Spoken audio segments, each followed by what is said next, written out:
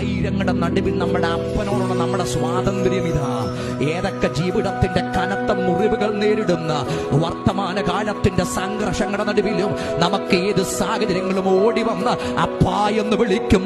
ഭാരങ്ങളെ മാറ്റി നമ്മെ ചേർത്ത് പിടിക്കുന്ന ഒരപ്പന്റെ കരം അനുഭവിക്കാൻ പറ്റുന്നവർ ഇന്ന് രാത്രി ഗ്രൗണ്ടിനകത്ത് ഇരിപ്പുണ്ടെങ്കിൽ, ഭാരമുള്ളിൽ നേരിടുമ്പോ ആ നേരമെല്ലാം എന്നെ താങ്ങി സാരമില്ല നോതി തന്റെ മാർവിൽ എന്നെ ചേർത്തണക്കുന്ന അപ്പന്റെ കരം അനുഭവിച്ചവർ അല്ല ഇന്ന് രാത്രി ഭാരത്തോടെ ഇരിക്കുന്നവരുണ്ടെങ്കിൽ നിങ്ങളെ നോക്കി ഞാൻ ആത്മാവിൽ പറയുന്നു, ഇന്ന് രാത്രി ആ കരം നിങ്ങളുടെ ലൈഫിനകത്ത് ഇറങ്ങി വരും.